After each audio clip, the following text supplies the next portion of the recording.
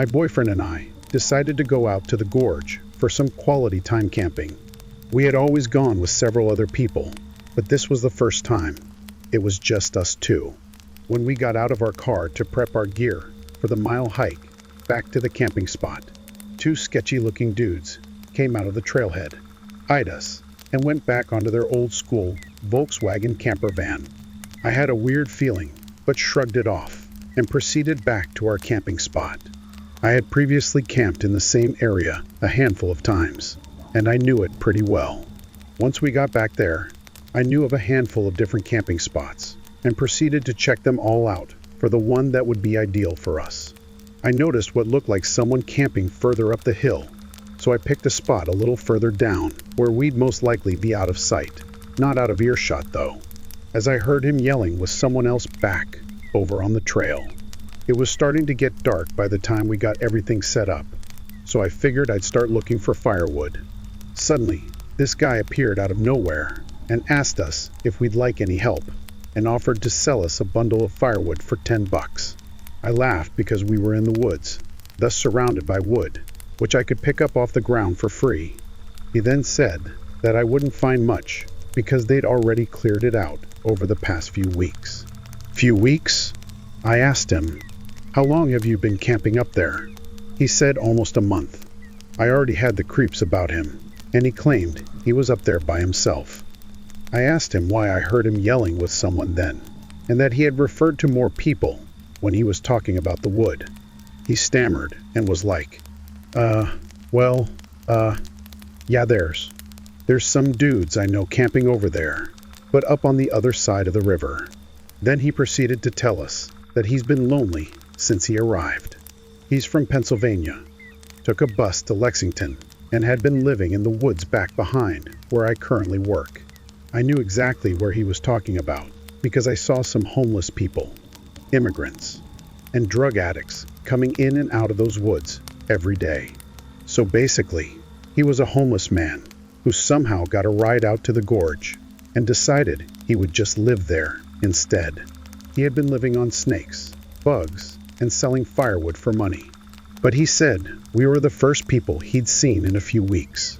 His stories were all over the place, and I know he was lying about a lot of what he told us. He wasn't alone, even if he claimed to be. He even took us to his camp, where there were tons of stuff for several guys, not just one. He said he liked camping up top, where he could see everything and everyone, then showed up at our campsite. He had a straight shot view. By now, it was dark, and he helped us get a fire going. I was trying to politely get him on his way back up the hill so I could have a minute to process all this. When he left, I started whispering to my boyfriend that there was no way in hell I could sleep with that sketchy homeless creep right up the hill. He didn't have a gun, knife, or even a dog to protect ourselves if we needed to. My boyfriend somehow convinced me to stay a little longer, so we planned to stay the night. But all throughout the night, we heard twigs and branches snapping around our tarp as if somebody was watching us. It was that man. I knew it was. I said, "Let's quietly get our shit together and get the hell out of there," which we did. Only we left our new tarp setup because it would make too much noise, and he'd know we were leaving. As soon as I stood up with my pack ready to get the hell out of there, he yells, "Leaving so soon?" We proceeded to get away from there as quickly as possible. The most disturbing thing, as we were getting away from there, the man yelled for us to come back. That only made us go even faster. In my mind, we were either getting robbed, raped, killed, or something because he was not alone. His stories didn't add up, and his background of where he came from made me believe he was running from something and was trying to hide by living off the grid. I called the Rangers the next morning and told them about him. Luckily, all he got from us was a set of new tarps. After college, I went backpacking in the Canadian wilderness for a few weeks by myself. To put this in perspective, I was in the middle of nowhere. The nearest town was a 3-hour bus ride away, and I only saw one other person, who was from a distance. He was in a canoe during the entire 7 days. I brought a few disposable cameras with me, as this was before digital cameras were too widespread. I took a lot of pictures. When I got home, I had them developed and took a look at them. The pictures were standard nature shots until I got about halfway through my first camera. There were 2 pictures of me asleep in my tent, in my sleeping bag. I literally freaked out when I saw it, and I had a complete breakdown. To this day, I have no idea how those pictures got taken. I haven't been camping since, and I sleep with my door open and my curtains shut, and I still get the paranoid feeling that whoever took those pictures is still watching me somehow. So me and a couple of my buddies went camping last summer alongside the Willamette River. We actually had a decent hike into the deep end of the woods. We did some night fishing, listened to music, and basically drank to the point where everything was funny later in the night. I would guess we finally called it a night somewhere past 2 a.m. I shared a tent with one of my buds, while the other 2 shared another tent. We heard them laughing about something. At first, we laughed at the sound of their laughing, but it soon got annoying, and we yelled for them to shut up. One of them responded, "It isn't us." I sat up, startled at the response. I came to realize that it was the sound of only one person laughing, and it didn't sound like either one of my friends. Even in my drunk state, I realized how odd it was for somebody to be out this far in the woods so late at night. The laughing gradually got closer and louder to our campout. My friend shot up and looked at me with a worried look on his face. I heard my other friends scream over to us that they were getting freaked out. As the laughing got even closer, I could make it out very clearly to be the laugh of a male, probably in his 30s or 40s. It sounded like he was as drunk as us, messing around with friends, but we only heard his laugh, nobody else. There was something indescribably creepy about his laugh, too, as if it was missing something to it. You had to be there to understand what I mean. The laughing was now just at the edge of our campsite, but we couldn't hear any footsteps at all.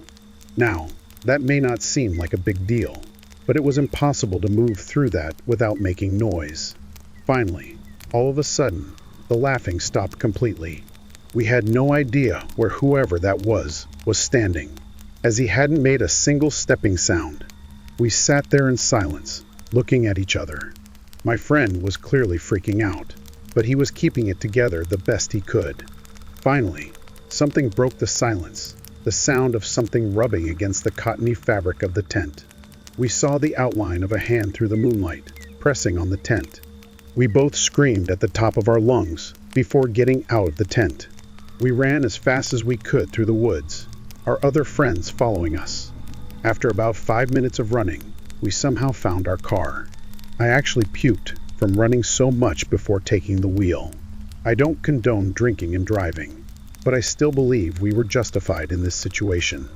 By far, the most horrific experience of my life. No idea who or what the hell that was, or what they wanted. This happened during a Boy Scout campout when I was 15. My friend, who was supposed to share the tent with me, called out from the trip at the last minute. So that meant I had to pitch the tent and sleep in it alone. The sun was going down, and after a long day of hiking, we got back to camp to set up our tents. It was already dark at that point, and I was still trying to set it up. It wasn't as easy doing it yourself. Someone came over and finally helped me, and then we ate dinner.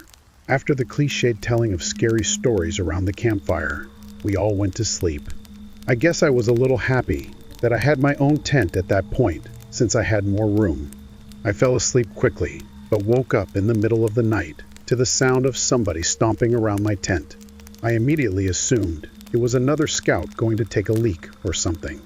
You may be thinking that all our tents were pitched right next to each other, but our scoutmasters actually had us pitch our tents far apart, so I was pretty far from my closest scoutmates. The stomping around the tent seemed to just be going around in a circle, so at that point, I was sure somebody was messing with me. I asked who it was, and in response to that, they stomped off into the woods.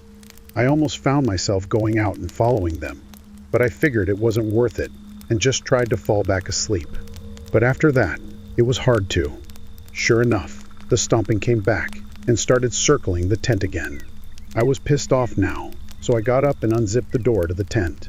I was expecting to see another scout, but when I confronted the person making the noise, instead, I saw a grown man, probably 6'5", in his mid-30s. My heart was racing, and I couldn't even gather up the courage to scream. The man gave me a creepy smile, and then brought his finger to his lips, signaling for me to be quiet.